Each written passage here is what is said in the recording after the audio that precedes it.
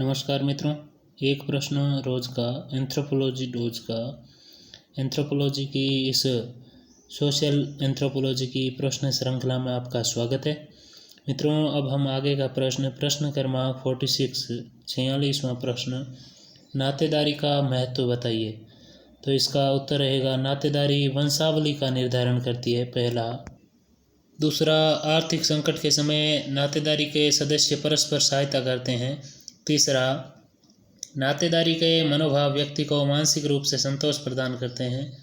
चौथा, मानवशास्त्रीय अध्ययनों में नातेदारी का अध्ययन महत्वपूर्ण माना जाता है। पांचवा, बहिर्विवाह, अंतर्विवाह, समलिंग सहोदरज एवं विलिंग सहोदरज विवाह आदि का निर्धारण नातेदारी के आधार पर ही होता है। प्रश्न क्रमांक 47वां प्रश्न, वंश संबंधों की 4 विशेषताएं बताइए। तो इसका उत्तर रहेगा, वंश संबंधों की निम्नलिखित विशेषताएं हैं।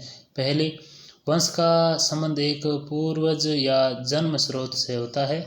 दूसरा, वंश पर आधारित संगठन के सदस्यों के मध्य घनिष्ठ संबंध पाए जाते हैं। तीसरा, वंश पूर्वज काल्पनिक न होकर वास्तविक होता है। चौथा, वंश के आधार पर विवाह संबंध, यौन संबंध व संपत्ति पर अधिकार के दावे निर्धारित किए जाते हैं।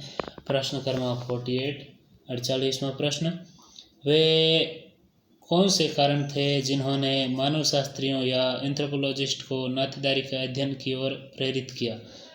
तो इसका उत्तर रहेगा, पहला, नातेदारी व्यवस्थाएं सर्वव्यापी है। दूसरा, नातेदारी व्यवस्था सामाजिक संगठन का महत्वपूर्ण आधार है। तीसरा, सभी मानव समाजों की संरचना में नातेदारी व्यवस्थाएं महत्वपूर्ण मानी जाती है। चौथा, अन्य सामाजिक वैज्ञानिकों ने नातेदारी व्यवस्था के अध्ययन की उपेक्षा की, अतः मानवशास्त्रियों ने इस उपेक्षित विषय के अध्ययन के प्रति रुचि लेना आरंभ किया था। प्रश्न क्रमांक 49वां प्रश्न, पदाधिकार से आप क्या समझते हैं। तो इसका उत्तर रहेगा, रिवर्स महोदय ने पद के संचारण की व्यवस्था के लिए पदाधिकार शब्द का सर्वप्रथम प्रयोग किया था।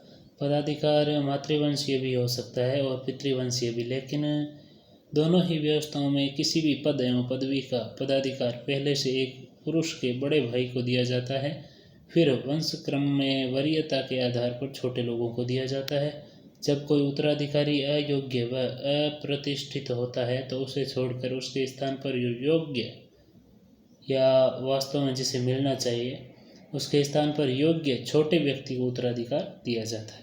प्रश्न क्रमांक 50, संस्कृति का अर्थ एवं विशेषताएं बताइए।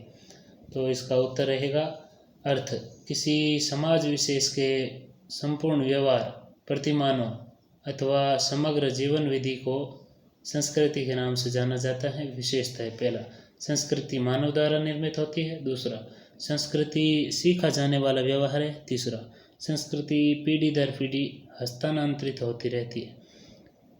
फिर चौथा, प्रत्येक समाज की विशिष्ट संस्कृति होती है। पांचवा, संस्कृति अधिव्यक्तिक एवं अधिसामयवी होती है।